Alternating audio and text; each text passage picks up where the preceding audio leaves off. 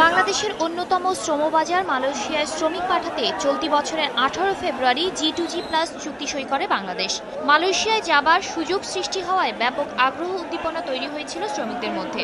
কিন্তু এই আগ্রহে ভাটা পড়ে চুক্তির 12 ঘন্টা পরেই মালয় সরকারের নেতিবাচক মনোভাবে। বাংলাদেশে এসে মঙ্গলবার মালয়েশিয়ার পররাষ্ট্রমন্ত্রী রিচার্ড রায়ত প্রবাসী কল্যাণ ও বৈদেশিক মন্ত্রীর সাথে একান্ত বৈঠকে আবারও আগ্রহ প্রকাশ করেন শ্রমিক নেবার বিষয়ে। এবার তারা নির্মাণ কাজ, বনায়ন, উৎপাদন এ 3টি খাতে চাহিদার ভিত্তিতে শ্রমিক নেবে বলে জানান প্রবাসী কল্যাণ ও বৈদেশিক মন্ত্রী নুরুল ইসলাম। বুধবার সকালে রাজধানীর প্রবাসী কল্যাণ ভবনে সাংবাদিকদের প্রশ্নের জবাবে তিনি এই সুখবর দেন। 30,000 থেকে 54,000 টাকা বেতনে শ্রমিক নেবার আগ্রহ প্রকাশ করেছে মালয়েশীয় সরকার। এখন তো ক্লিয়ার হয়েছে, তার মন্ত্রী রাষ্ট্রে এখন বলছে যে আমরা এখন আমাদের ডিমান্ড পাঠাবো, আপনারা পাঠান। আমরা বলছি উই আর রেডি, আমরা রেডি আছি, আপনারা ডিমান্ড পাঠান।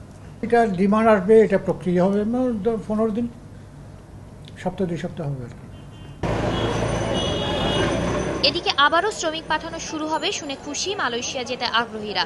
মাসে আনুমানিক অ্যাপ্লাই করছিলাম, অ্যাপ্লাই করার পর তখন থেকে তো আর কোনো বলে যে হবে হবে হবে হওয়ার পর থেকে তো একবার স্থগিত।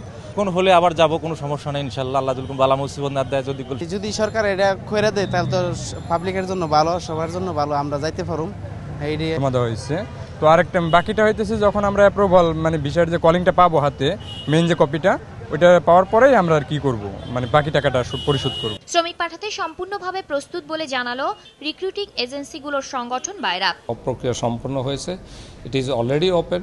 এখন শুধু এই প্রসেস শেষ করে স্টার্ট করতে যে সময়টা লাগে, এখন মানে কবে নাগাদ আসলে আমরা আশা করতেছি এনি মুভমেন্ট হয়তো এই মাসে বা ডিসেম্বরের প্রথম সপ্তাহে থেকে লোক যাওয়ার হয়তো প্রসেস শুরু হয়ে যাবে। মালয়েশিয়ায় শ্রমিক পাঠানোর ক্ষেত্রে যে জটিলতা চলেছে 9 মাস ধরে, সেই জটিলতার পরে আসলে একটি ইতিবাচক ঘোষণা এসেছে প্রবাসী কল্যাণ মন্ত্রণালয়ের পক্ষ থেকে। আর এই ঘোষণা ইতিবাচক হলে 2 সপ্তাহের মধ্যে আসলে মালয়েশিয়ায় আবারও লোক পাঠানো শুরু হবে বলে মনে করছেন প্রবাসী কল্যাণ মন্ত্রণালয়। এবং সেই ঘোষণা ফলপ্রসূ হলে আসলে শ্রমিকদের যে দীর্ঘ অপেক্ষা রয়েছে তার অবসান হবে। প্রথমে একটা যেটা হয়েছে যে সোর্স কান্ট্রি হিসেবে বাংলাদেশ স্বীকৃতি পেয়েছে, কিন্তু এখানেও বোধহয় আমাদেরকে সুযোগ আছে যাতে আমাদের লোকজন মর্যাদার সাথে সেই দেশে যেতে পারেন।